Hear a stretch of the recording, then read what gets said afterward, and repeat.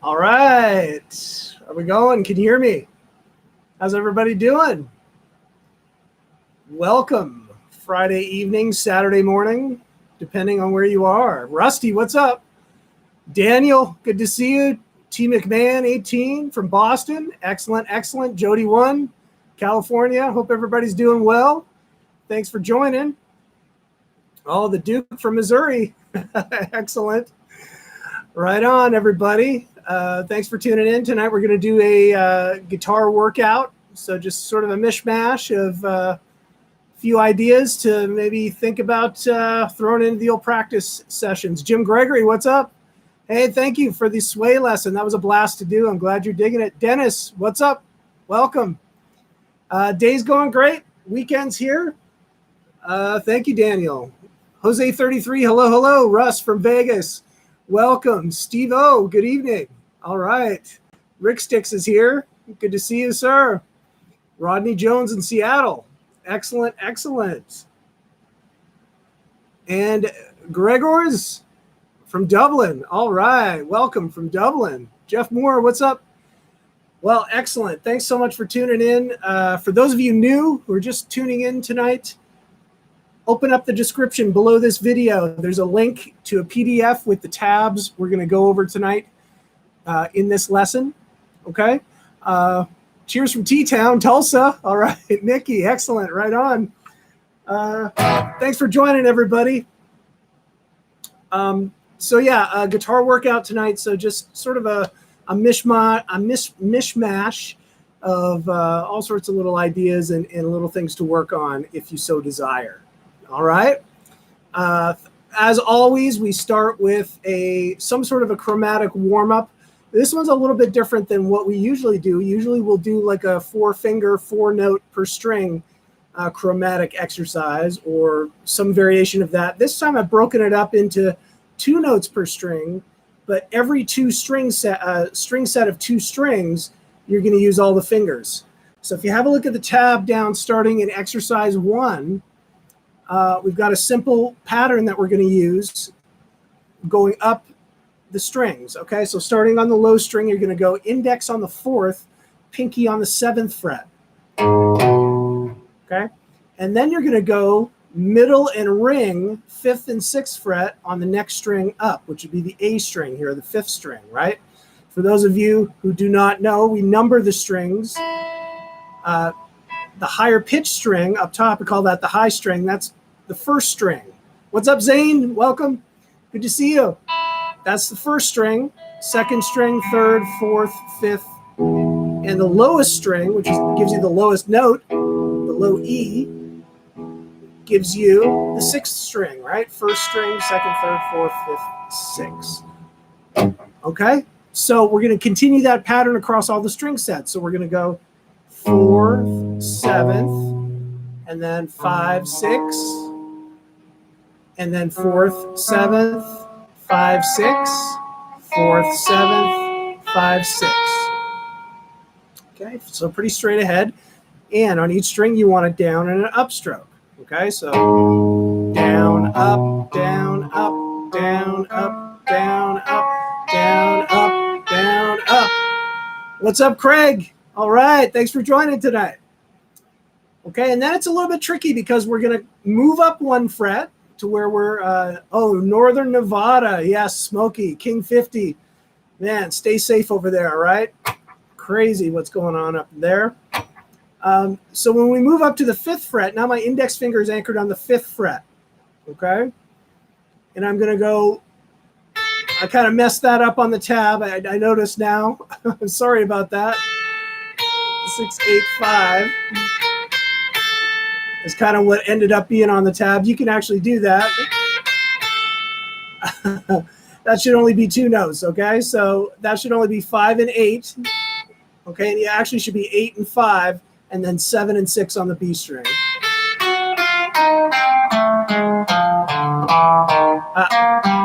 Let's try it again. That's what we're going for, okay? I apologize for the mistake in the tab, everybody. So just follow that same pattern. You're going to see that pattern on the lower strings in the last bar. That's correct, okay?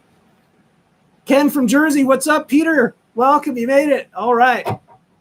So if you put this together, we think about it. 1, 2, 3, 4.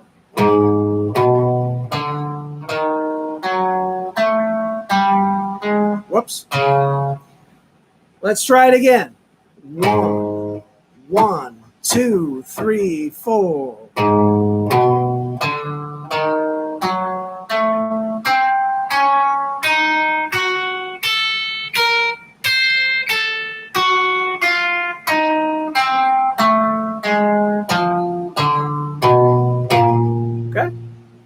So that's the exercise, that's the pattern. So what you're doing is moving up from the index to the pinky and then the middle to the ring.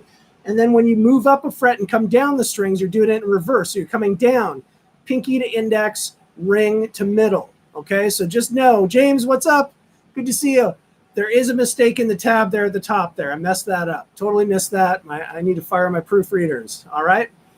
And then what you can do is just keep going, okay, and use this pattern and do it for a couple minutes. So if I add a little bit of speed to it, hopefully don't mess it up too badly. It would sound something like this.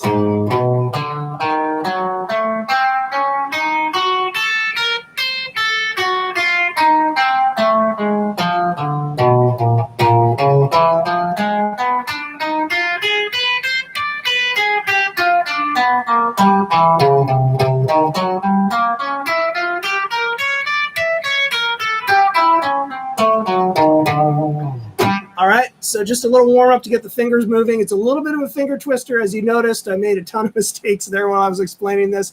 I apologize, but once you get into the flow of it and get that pattern under your fingers, you'll start to increase speed a little bit, but just work the fretboard up and down, all right? Oh, John, what's up? Yeah, I think the sound's coming through. Everybody seems to think the sound's coming on. John, hopefully it'll come through. Something on your setup, hopefully. Russ, just curious if you play keyboards as well as you play the guitar. Unfortunately, no. I can kind of hack around on the keyboards a little bit, and it's really just here to input stuff into, you know, a MIDI sequencer kind of thing to do drums or just basic keyboard parts. And you can do a lot of editing nowadays in the computer, so you kind of make it sound all pretty. It's just getting notes in there and sort of editing them up to make them sound good. So no.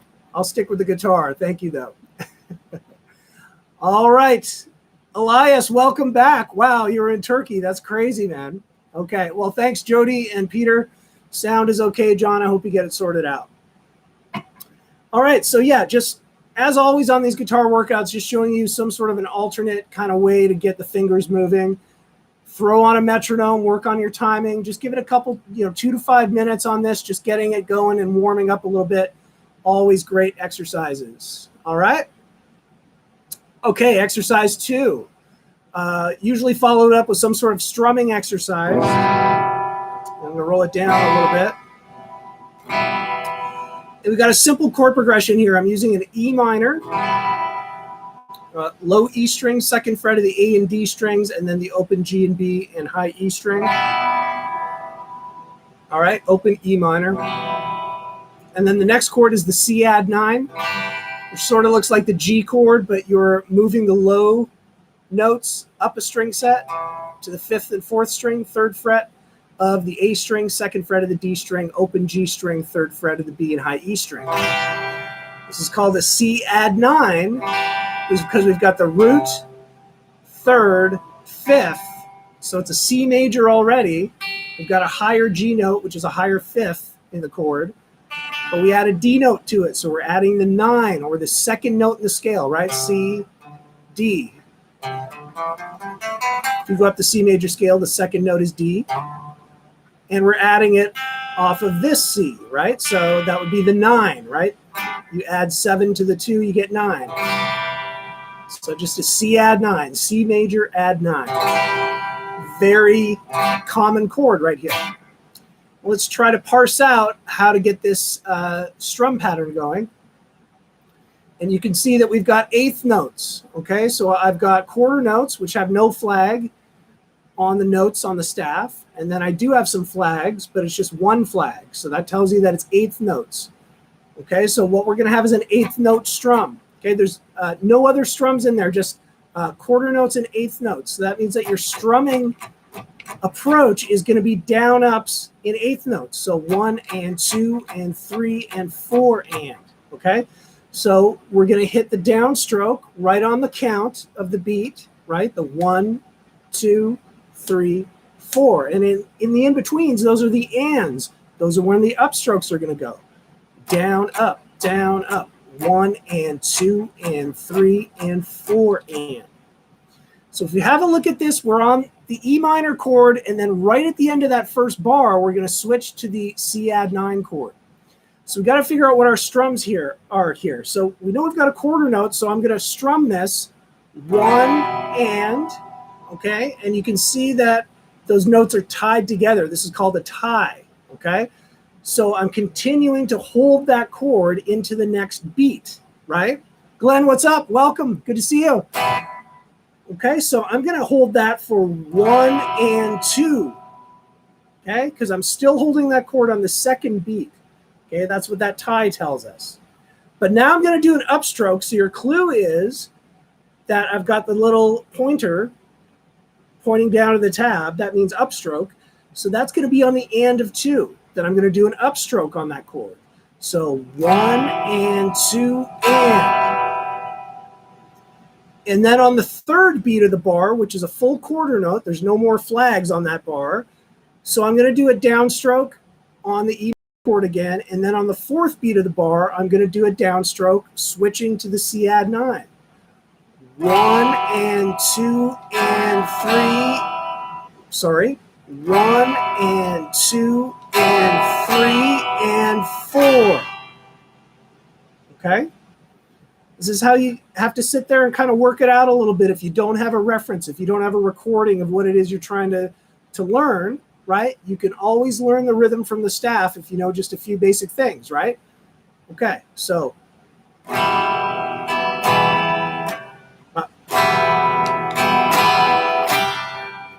That's our first bar right there. 1 E and a 2, 1 and, one more time. 1 and 2 and 3 and 4 and. Northern Ireland, what's up, Seth? Welcome. Ed R, what's up? Stephen Tarano, what's up? Yes, C add 9 is a different chord than C9. Okay, we'll get to that in a sec. Just teaching this, the strum pattern right now. When we get to that chord, I'll show you how different it is. Okay? That's what we're going for. So just isolate. When you're trying to figure out this stuff, isolate a bar and just learn that bar. And you can kind of get the rhythm there when you look at it. You look at the little stapler pointing down. That's a downstroke. And then the little carrot top upside down, pointing down, the arrow pointing down. That's an upstroke. So down, up, down, down. Okay, that's our strumming pattern in the first bar. Okay, you can see I'm holding that C add 9 over into the next bar. That's tied once again, and I'm going to come back with an up and a down on that, another down and a down up. So if you put it all together,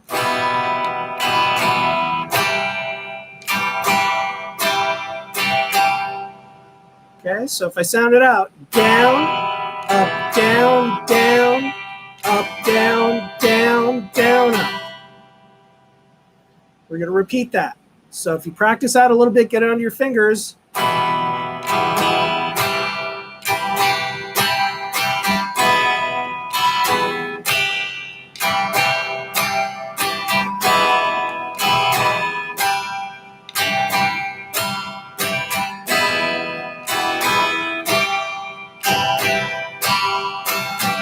Okay. You go quite a bit faster.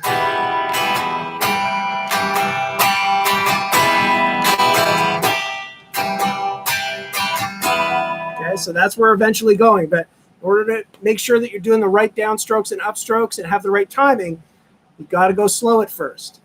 Notice the other thing I'm doing. I'm trying to keep this nice and relaxed, and I'm still moving this in time with it. 1 and 2 and 3 and 4 and.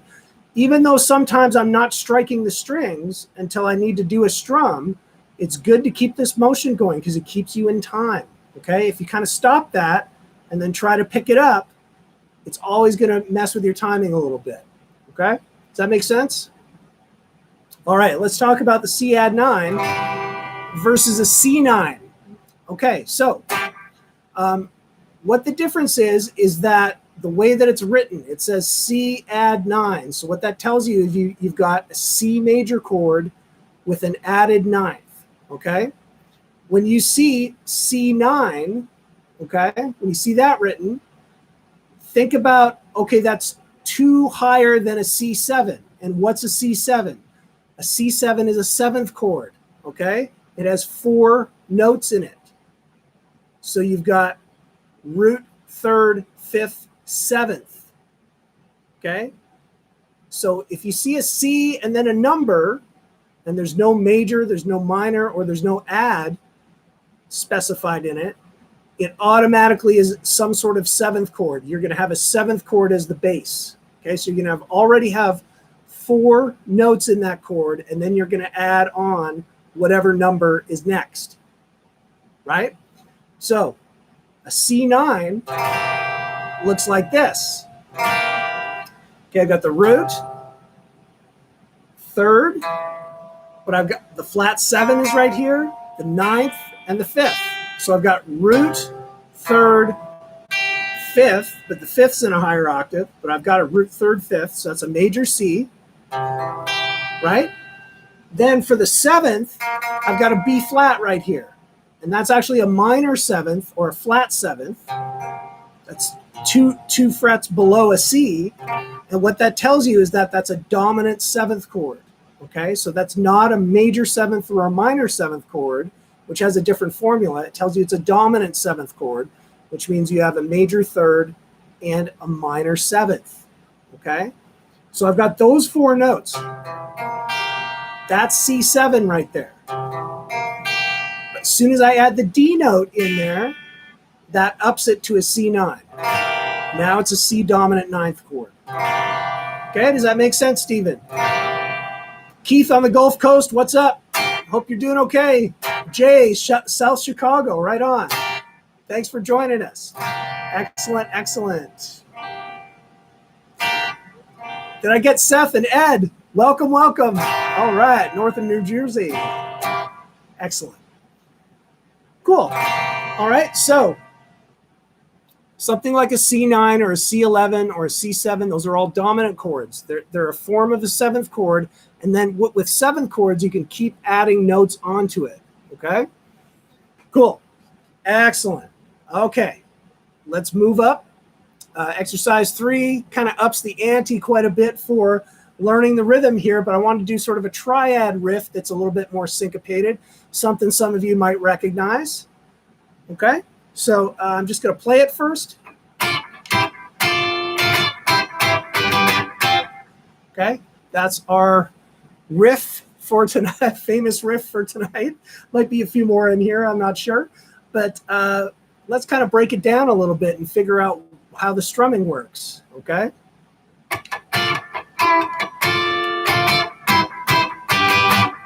Notice I'm doing the same thing with this one. Now we've got a little more of a complicated rhythm because you can see we've got 16th notes. You've got a note with a double flag. So that's telling you 16th note. So now we're doing down, up for every beat, right? 1E and a 2E and a 3E and a 4E and a down, up, down, up, down, up, down, up, down, up, down, up, etc., right? Okay, so you kind of come in on this. You're going to wait 1E and 2E and okay. What you've got is a full quarter rest. Wait. Yeah. So we've got a full 2/4. Rodney, what's up? Can you explain relative minors, A minor and C minor in different octaves? Thank you. I will get to that at the end of the session. Okay. It's I'm going to want to try and get through to the material first, but I promise you I will get to that at the end of the session. All right. Somebody please remind me so I don't forget about Rodney. Okay. But that's a great question. Hi from Brazil. What's up, Luis? Excellent. Okay. So I've got a half note, note rest, which means for the first and second beat of the bar, I'm not starting it yet. So 1, 2, 3, and. I'm starting this on the 3 and because you've got that 7 looking thing, which is a 8th note rest, okay? Sort of a diagonal 7th, and it's got 1 flag. So that tells you that that's like an 8th note rest, okay? And then you're hitting a downstroke, right, on 10th fret of the G, B, and E string. Okay, this is just a triad version of the full D minor bar chord. And it turns out that this shape up top has all 3 notes that make a minor chord. Okay, so that's one of the minor shapes from the top 3 string triad shapes. Okay, and then we've got 9, 8, 8 on the G, B, and E string. That's a major triad shape, and it's actually C major. If you look at the full C major shape, you've got those 3 notes. Okay, so you're going from D minor to C. Okay, you're doing that on an upstroke. Then in the second bar, it's a down, up, down. Okay, so, and then we start moving. Back down to the C triad shape, 2 downstrokes. Now I've got the 7th fret of the G, 8th fret of the B, 7th fret of the high string. This is another triad shape. It's actually, you can recognize that as that D shape, right? Move that up to the 7th fret, and that is a G major. Okay, G major triad right there. And I'm hitting a down, up, down right there. Okay, and then I'm going to move that shape down 2 frets to an F major chord, 5, 6, and 5 on the G, B, and high E string. Okay, so put it together.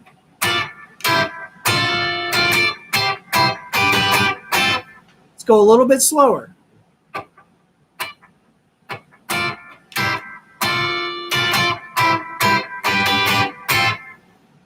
Okay, so great little riff to practice. Once again, this is 16th note syncopated strumming, right? Because we're coming in on different subdivisions in between the beat, right? And also sort of some quick changes between those really common triad shapes.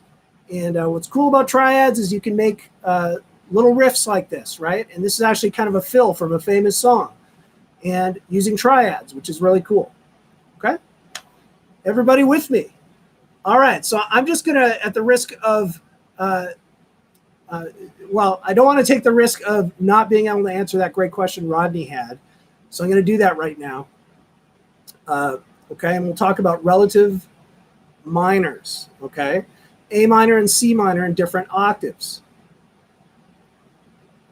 Rusty, we are at, we just finished exercise 3, and I'm going to answer a question right now on, can you explain relative minors, A minor and C minor in different octaves, okay?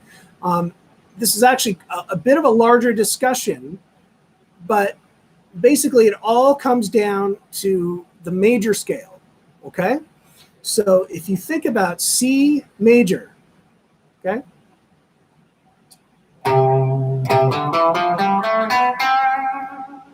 It turns out that there's a minor key that shares the exact same notes as C major.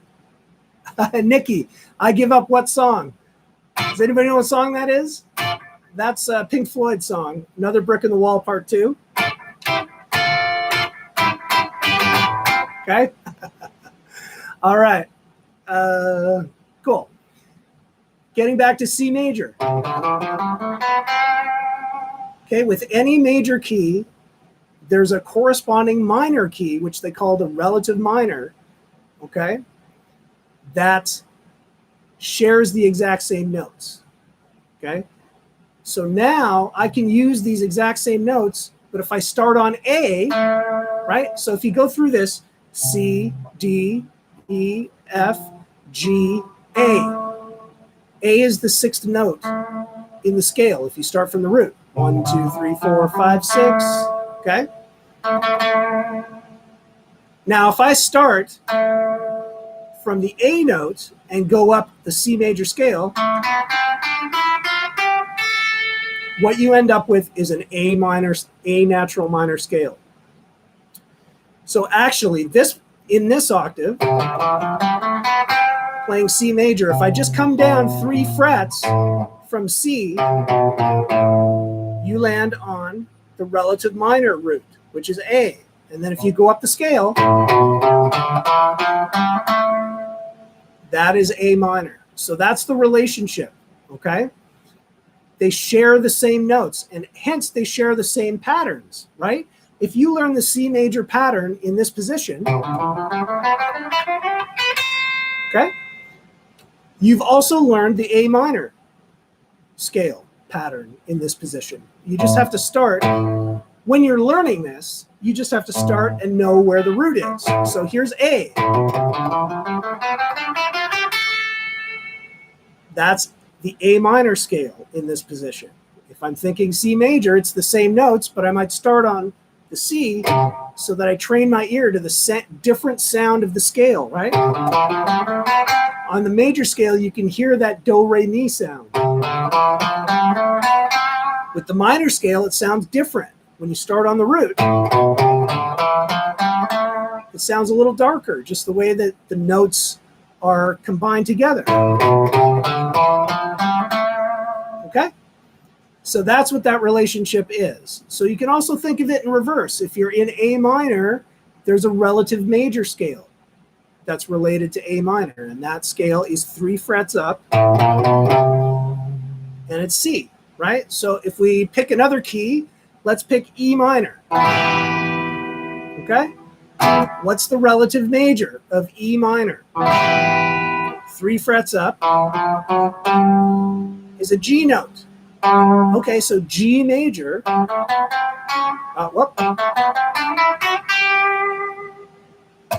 is the relative major of E minor. Okay? Now, just to finish off that discussion, Rodney, we'll talk about the octave. Now, let's pick the low E note. And let's go up the E minor scale. I end up on an E note. You know, the major scale and the minor scale has 7 notes. So if I go up 7 notes in the scale, 1, 2, 3, 4, 5, 6, 7, the 8th note is the octave. And so that wraps you around back to where you started from. So I started on E. When I get to the 8th note in the scale, that's also E, but it's a higher octave. Okay? So if you play them together, you can hear that it's the same note. Okay? Whereas if you checked it against other notes, right? It kind of rubs together a little bit, right? But when you listen, the same note in different octaves, it really comes together as more of a powerful sort of, super note. Make sense? So what's cool about the octave is that if you learn something in a certain octave, you can transpose it up and down octaves and play it all over the place, which is a really great way to internalize anything that you learn, whether it be a riff, a lick, a melody, whatever it is. Okay? Excellent. Cool. Thanks, Russ. Great question. Okay. Exercise 4. All right, Vietnam, Judah, what's up? No problem. And remember, these live sessions, they're always going to be on YouTube. So you can always sort of back up and check it out or watch it another time if you miss some stuff. All right, so we got exercise 4, bending riff. Okay, I'll play it first. We'll talk about it a little bit.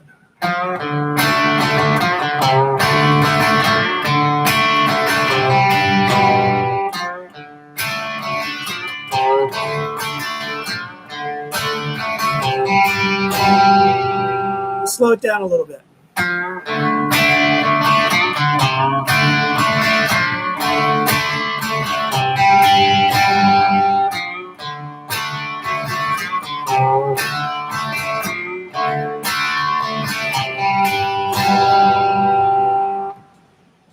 so kind of a rock thing, kind of a country, could be a southern rock kind of thing. Also sounds really good on acoustic.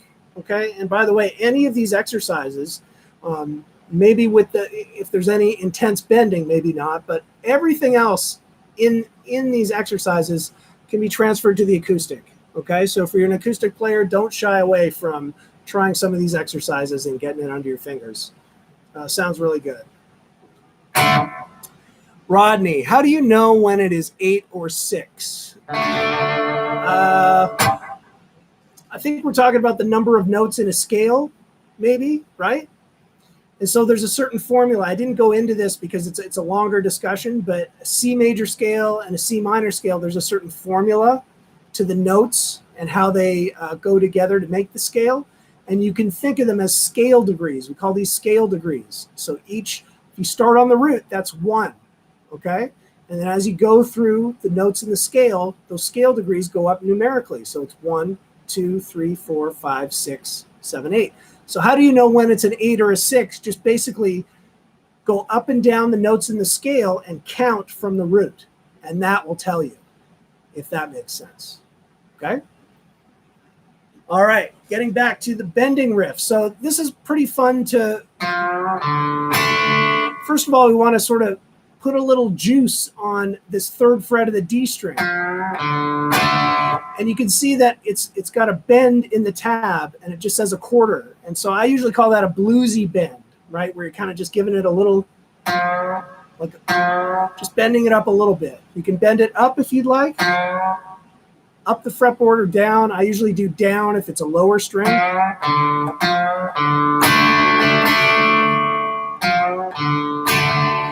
And so we're doing the 3rd fret of the D string and just sort of bending that just a little bit. And then going to the open D string, and then we've got this open D power chord right here, which is the 2nd fret of the G string, 3rd fret of the B string. Gives you a nice sounding, it's not a D major or D minor, just a D5, right? And so I'm hitting all downstrokes except for that last strum on the D chord. It's like a down up, right? Like that. And then, okay, cool. Thanks, Rodney. Okay, so this riff, 3rd fret of the D with a little bit of a bend, open D string on an upstroke, and then a downstroke on the A string 3rd fret with a little bit of a bend, and then back to the chord. Right? Really cool stuff to learn here. I just like to put a little bit of juice on those notes and give it a little bit of a bluesy sort of grooving flavor a little bit.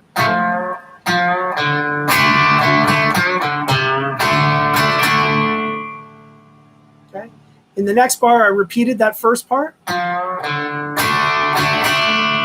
And we go to an arpeggiated part. So I'm gonna keep my ring finger on the 3rd fret of the B string, and then add the 3rd fret of the A string,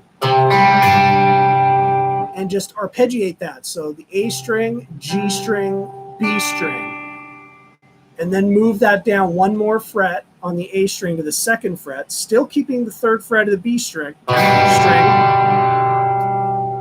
and that's your G over B shape. If you've ever seen that before, it's basically the sort of inner strings of what would be sort of a full G chord, right? But you're just making B the lowest note, right? So they call that a G/B chord, a G with a B in the bass. Okay, so.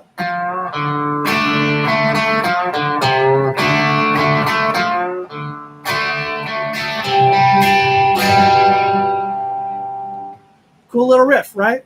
So it gives you a chance to work on, riffing off an open chord. And a lot of times you can just add single notes to an open chord and kind of develop some melodic ideas and some cool sounding things. And just adding that bluesy bend onto it a little bit more gives an extra little flavor, if that makes sense. Cool? All right. Cheers, everybody.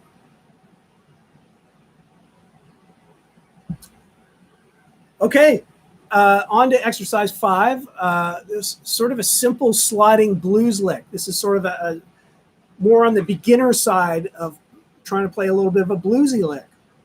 And the first one is in the key of E, which, as you know, in the blues, it sort of mixes major and minor, just depending on what you're doing. So just generally speaking, use this in a blues in E, and it sounds like this.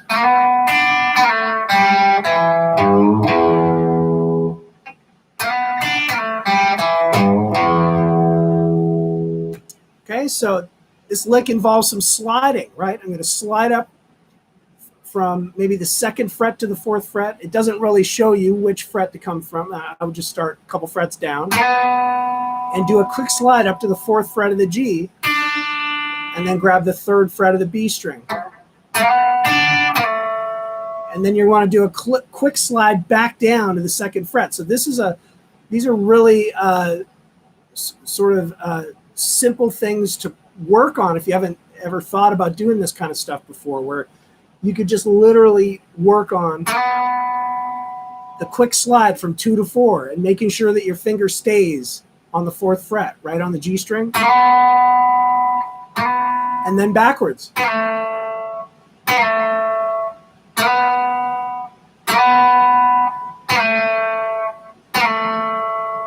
Okay? Really important technique, particularly in lead guitar playing, right? It's really expressive. We're adding in that 3rd fret of the B string. And then as soon as we get back down to the 2nd fret, we're going to the open G string. Then I'm grabbing the E note, 2nd fret of the D string or the 4th string, 3rd fret of the low string with a bluesy bend, right? Just a little bit like that. Open E string, okay?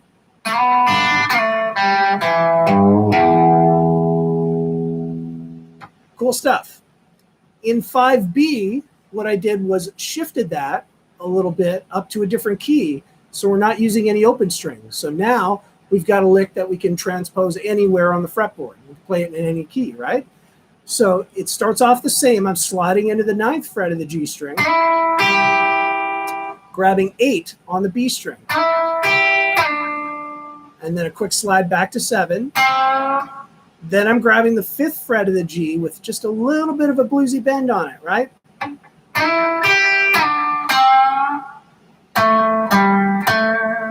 Then onto the 4th string or the D string, 7, 5, 7 with vibrato. Okay, so just a variation on that first lick.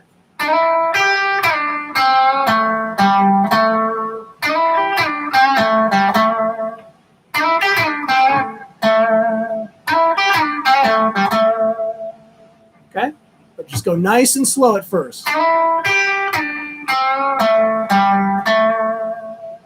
Get it under your fingers and work it up nice and slow.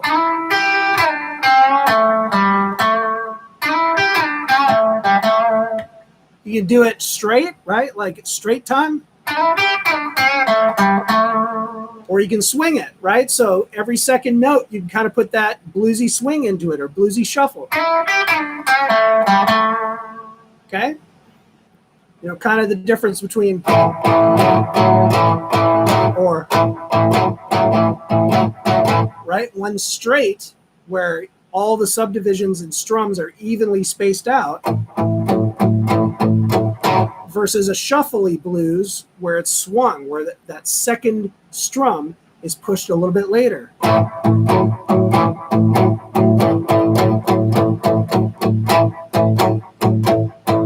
Two completely different feels. You can actually do that with lead guitar. Okay, so, or, make sense? Fun stuff. All right, hope you're hanging in there. We got a little bit more on page 2 here. All right, so I've got really simple 1-4-5 chord progression. I want to show you a few things with this, okay? First concept in 6A, exercise 6A, is we're playing in the key of E, and it's basically a 1-4-5, okay? So we're doing an E chord and then going to an A chord and a B chord. And I've added a few extra little things in here. Right on, Daryl. Excellent. Awesome. Thanks so much for that. That's great. Thanks for tuning in. Excellent. So I'm going to play this a little bit and talk about it because just this in mind, keep it in mind. We're going from E and then to A and B in the second bar. So this is how we're doing it.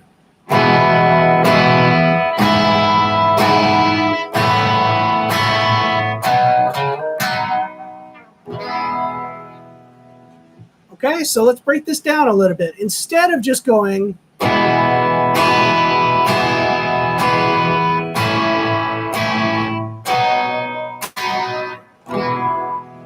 okay, very simple chord progression. Done a few things to kind of spice it up. First thing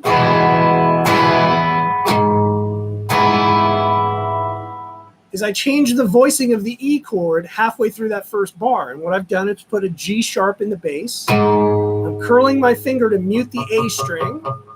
I've got the second fret of the D, fourth fret of the G string. These three notes make an E major, right? I've got G sharp, E, B. And then I've got the open B and high E string to make it sound a little more open. But with that G sharp, I'm still keeping it E major, right? That's the third of E major. But what I've done is I've turned the chord around to make a little bit of bass motion. I'm going.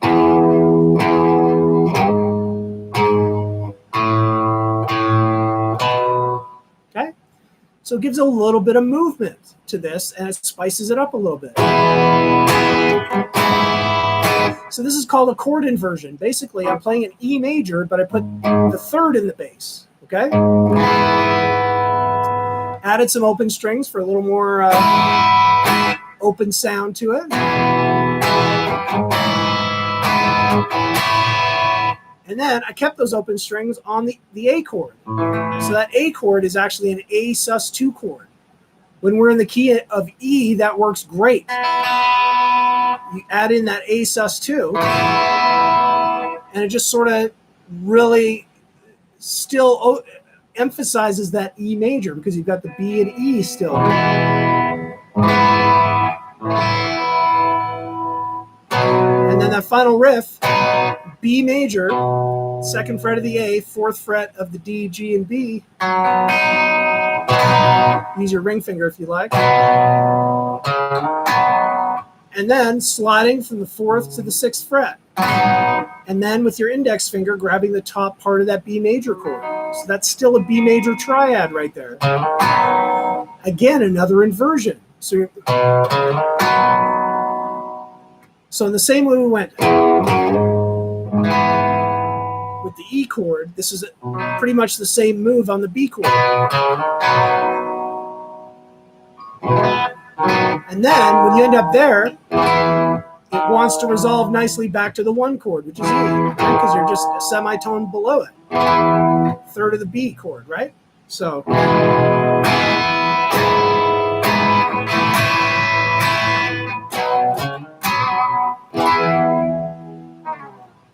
this is the bass motion.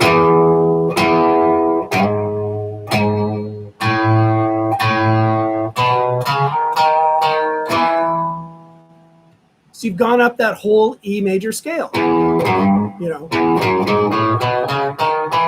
pretty much. I mean, you slid through this one and that one, but using kind of all the notes to go through the progression, okay? So while it's cool to just stay on E,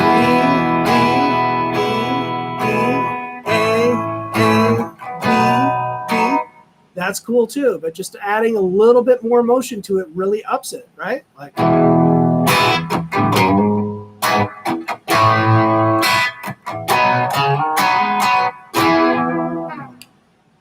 make sense?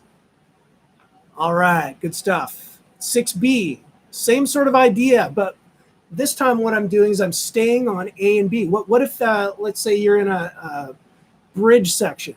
Let's say we're still in the key of E, but I'm in the bridge section of a song, and the chord progression is just A to B, the 4 to the 5 chord, back and forth, okay? You could play that.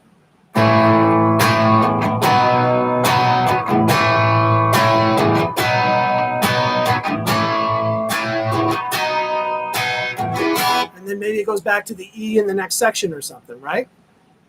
Here's an idea to give it a little more motion, okay? I'm going to play it first, and I'll talk about it afterwards.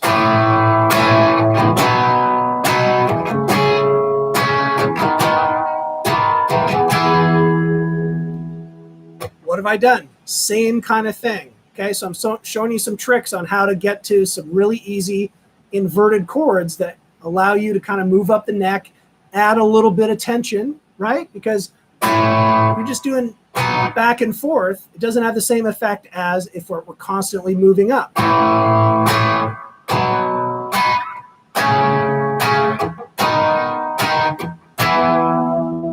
Okay, so this one is another variation of sort of doing a inversion. So I've got my A shape, B. Now I move up to the 4th fret. I've got the 7th fret of the D and the 6th fret of the G. So this isn't a full major chord, okay? This is just 3 notes, but it implies the A major chord right here, okay? You can see that 2 of the notes come from the bar chord, A major, right? Those 2. But I'm adding the C sharp on the A string as well. Okay, and I'm just playing those 3 notes. So I've got the 3rd of the chord and the root. Okay, so it's not the full chord. I don't have the 5th, but you get the idea, and it works really well in a band context because typically the bass player will be holding it down, a keyboard might be holding it down, another guitar might be playing, acoustic guitar might be playing the chords, right? But you can create this motion just by using this shape. Now I've got an A chord, essentially an A/C sharp. Okay, so we've got the 3rd in the bass again. And then that exact same shape up 2 frets will give us a B chord that's inverted so that the 3rd of that chord's in the bass. And once again, you've got 1 fret away from going back to the 1 chord, which is E right here. So this is great. It adds like so much in a section to really build it, right?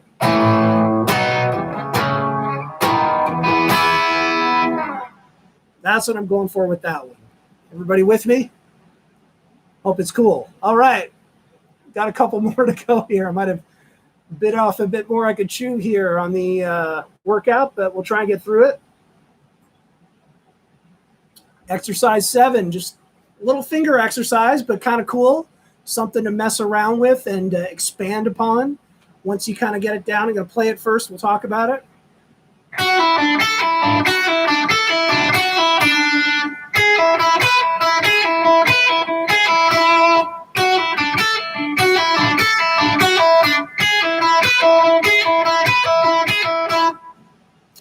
Okay, so using some pull-offs, but what I want to kind of show you are the chord arpeggios that I'm using. Chord arpeggios just means I'm playing the notes from a chord as single notes. So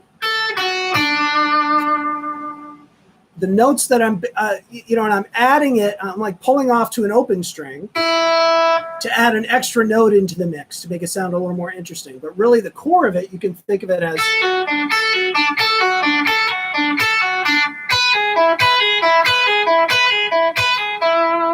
Okay, so this is a D major arpeggio. I've got the root here, which is D, F sharp, which is the 3rd, A, which is the 5th. And I'm coming backwards here, okay? Now, in the exercise, what I've done is taken those notes and arranged it with some pull-offs on the top string to the open string. So I'm going from the 2nd fret. Hey, what's up, Sophia? Welcome. Okay. Pulling off from the 2nd fret of the E to the open string to the 3rd fret of the B. And then doing the same thing, but with my pinky, 5th fret of the high string to the open string to the 3rd fret.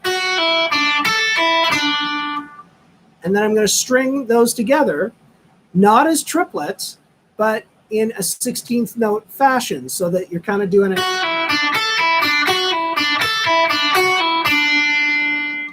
like that, okay? All I'm doing is moving that shape up 2 frets and doing the exact same sequence.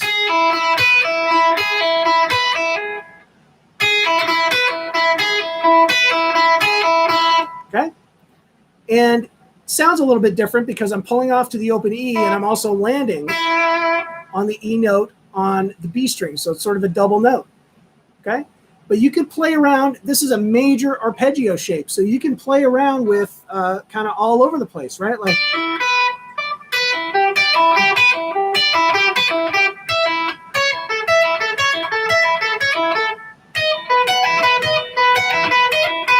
They sound really cool all over the place. You can try them on different strings. You can try a minor shape, like.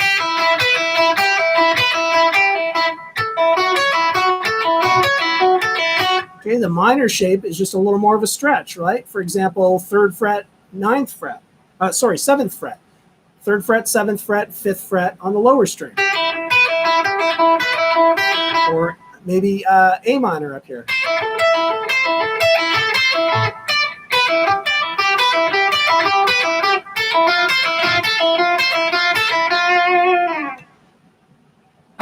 Igor, yes, that's it. The inverted chords give you bass motion to make you feel like something's happening or you're building to something. Is it okay to anchor your finger on the B string? I think so, yeah. You don't, King 50, you don't necessarily want it to ring out. Although that gives you a completely different sound. So actually I shouldn't say that. If it sounds cool, go with it. I mean, actually, that sounds kind of cool, right?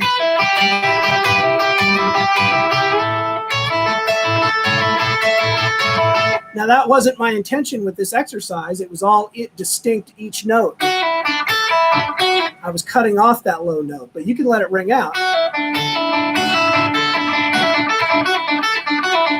Gives you a totally different sound. So no rules here. It's just something to kind of maybe spark a little bit of creativity, a little bit of inspiration. Okay? All right. Exercise 8. A little arpeggiated idea with some slides in it. Okay? We talked about slides earlier, and this is going to be an E minor. And it goes something like this. I'll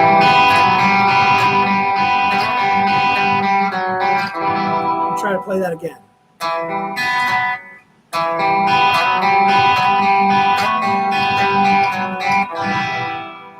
A little bit slower.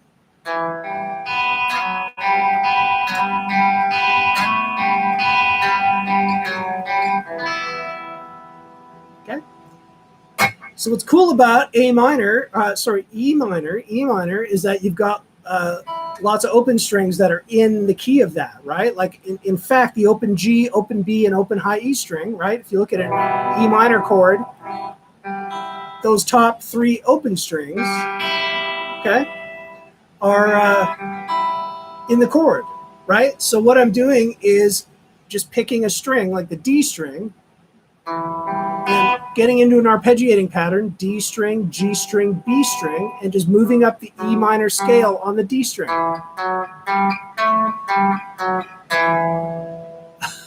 Steve, right on. Hey, there's lots here tonight. Lots here, everybody.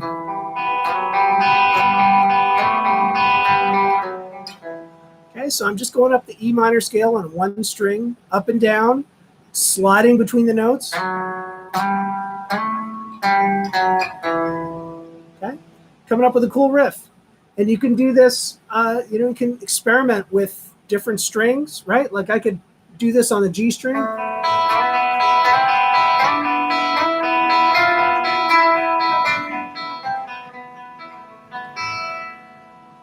Right? Or even A string, D string, G string.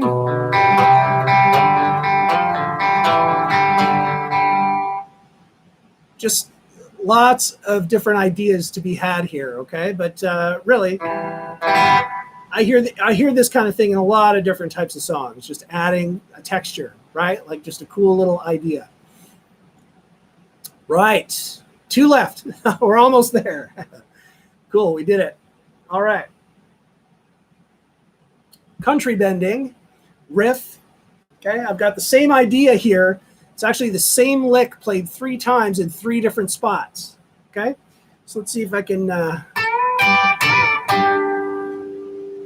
So I'm starting up in the 12th position here. Bending up on the G string, a full step, 14th fret. Got my pinky on the 15th fret of the top two strings.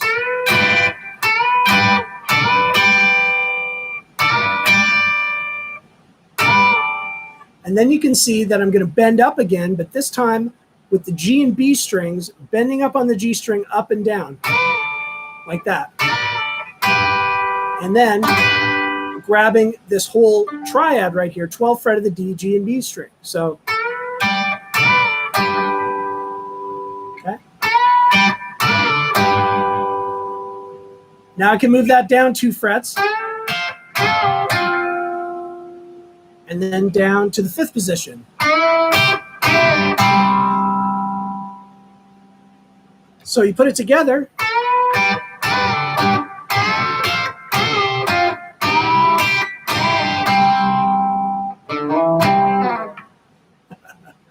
Philippines raster. Hey, awesome. Excellent. Thank you. Appreciate it. So again, just some typical kind of, country flavored kind of stuff, but you hear this stuff in rock all the time too, right? So it's definitely got a country flavor, but cool riffing right here.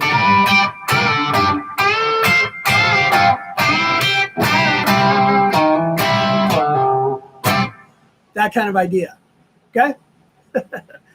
And finally, I've got a little rock sequence here, so a little more on the intermediate to advanced side. Just throw this in here, just if it's something you want to work on, a little more of a lead. This is a rock sequence, okay? And comes from another famous song. I don't know if someone's going to pull this one out, be able to tell where this is from. Let me see if I can play this, and then I'll explain it a little bit more.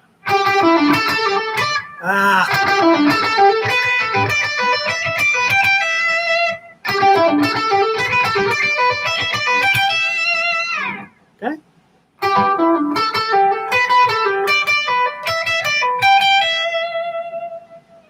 That's the idea there. I'm using the E minor pentatonic, 12th position. Okay. Let's break down the first couple beats of this. So I got this 12th fret of the G, 2 picks, a down up, and then I'm going to the D string with a pick, 14 pulling off to 12. Okay. Then I'm going to go to the 14th fret of the G, a down up on that note, pulling off to 12 and hammering on back to 14. That is our sequence. And all we're doing is just moving up a string set each time within the scale. So, whoops. Okay. Now if I move it up to the G and B string, then the top string.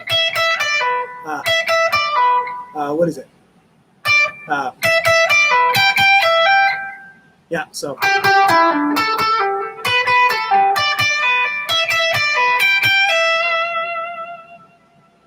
Okay.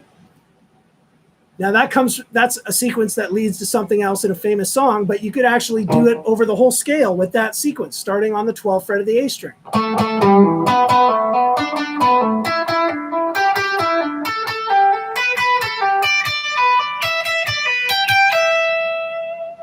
Okay.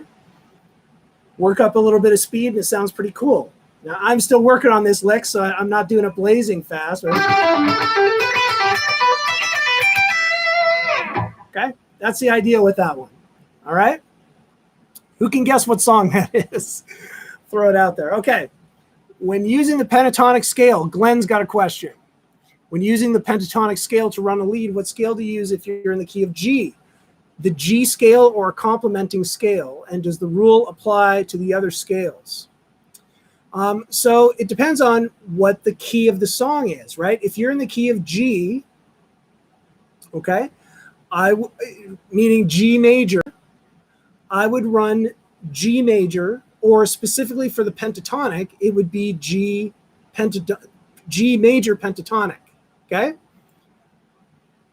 So that's essentially E minor pentatonic, but thinking the root note is G. So G major pentatonic is this E minor pentatonic box, but you got to think about the G is the root note in it. So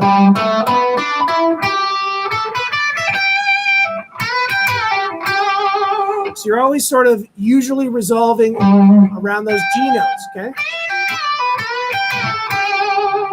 Okay. You could also use the full G major scale, and you can also use the G minor pentatonic as well if you want a bluesier sound. It's all about what color you're going for. So for example, Glenn, a lot of times in AC/DC songs, Angus will switch between a major pentatonic and a minor pentatonic over like the same riff, just to give different sounds, just to sort of break up the sound of his solo a little bit. So you can totally do that in the key of G major if you want it to sound bluesy, even though it's a major song, right? If you want to add a bluesy thing to it, just run like the G blues scale or G minor pentatonic, right? But if you want to keep it straight sort of in that majory sound, I would run either G major or G major pentatonic, okay? Does that make sense? But really it comes down to, this is why I always say, you know, in order to use this stuff, try to learn lots of solos for songs that you like. Try to learn them note for note and try to get inside what that player was doing, because you'll see tons of examples of how they all use the scales, right? If you can recognize what scales they're using and recognize the sound of what, you know, the overall sound of what they're doing, then that informs you as to what, you know, you might want to do, right? How you might want to make your solos sound. Does that make sense? Hopefully, Glenn. All right, cool. All right. Yeah, this is in, I'll see if I can do the solo from, Mike, you see anything wrong with hybrid picking for fast licks? No, absolutely not. Go for it. I use it all the time, right? Like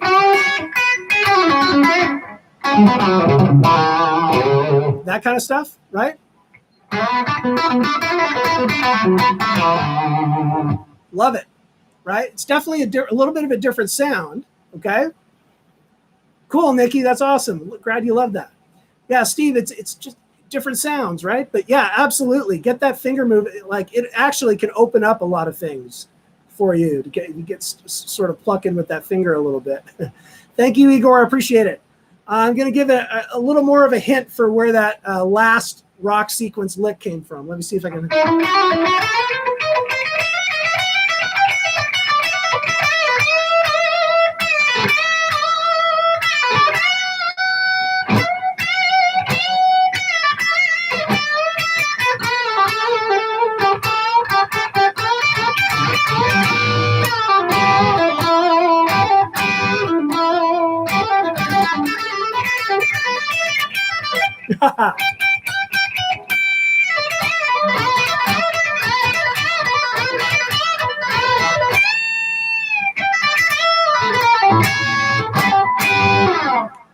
Anybody? I probably butchered it so bad no one recognizes the song.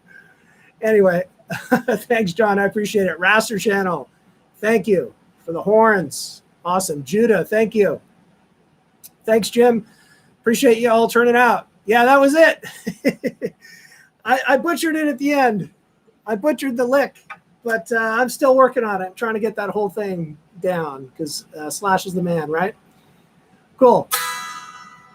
All right, King 50, thanks so much. I appreciate everybody tuning in tonight and running through this stuff with me. I hope you get some ideas of things to work on over the course of the week. And of course, always check out Guitar Tricks. That's why we're here, right? Check out Guitar Tricks for a lot more stuff, right? Cool. All right, Nikki. Excellent. Yeah, Outlaws, kind of like Green Grass and what is it? Big Tides. What is it? Green Grass? What's the Outlaws song? Absolutely. Hey, Eddie, we're here every Friday, same time for an hour, same time. Okay. And there's tons of, been doing this for about a year. Actually, we've only been on YouTube maybe, I guess, for several months now. You can check the channel videos. You'll see a bunch of these on there. There's lots of stuff that the handouts are still up. So like I said, there's tabs for this if you expand the description below the video, okay, and get the tabs. So that's how often we do it, Eddie. I hope to see you again. Jim Gregory, great question. When will GNR be on Guitar Tricks? Oh man, we really need to get that going. I hope so. I hope so. High tides and green grass. That's it. Steve, you got it. Keith, I appreciate it. Thank you. Need to recap some Lisa McCormick scale classes. Absolutely. Luis, check out the scale finder on Guitar Tricks too. It's in the toolbox section of the website. Scale finder. Okay. Thanks, Rick Sticks. Thank you, sir. Right on, Rusty. I appreciate it. Hey, I saw you got a new amp, man. That's killer. Excellent. I got one of those new fancy practice amps recently too, and it's really fun. It's amazing how good they are these days. I got one of those little Black Star. And it sounds great. Ed, is it when you pick the sequence, is it important to use the exact pick direction in the tab? It's not critical. Okay, try to work it out for how it makes sense to you. That's the way it sort of makes sense to me to get it going faster. Okay, so it's just a suggested sort of picking the way to pick it that works for me, but you might get it a little bit more naturally a different way. So I'm not going to close the door on that. Just a suggestion. Judah, yes, in Vietnam, 7 a.m. That's right. Saturday mornings across the globe. Yes, Sophia, we have been at it over a year, but a lot of those were on Facebook, right? We switched over to YouTube now, like what, 3-4 months ago, 5 months ago? Can't remember. Alonzo, thank you. All right, John, peace, back at you. Thanks, Steve. Jody 1. Eddie, you're near Knoxville. Yeah, in Nashville area, greater Nashville. You got it, Eddie. We'll see you Friday. Do some blues. I don't know. Maybe we'll do some blues next week. I don't look, check out Dave Celentano from Guitar Tricks on his Facebook Thursday Facebook Lives. Dave Celentano is starting a blues lead series this week, I believe. Well, he started yesterday, but check it out. Supro. Well, that's killer. Awesome. Supro, great amps. Great sounding stuff. All right, everybody. Have a great weekend. Have a great week. Hope to see you next Friday. Take care. Thanks for all the questions. I appreciate it. Thanks, guys. We'll see you.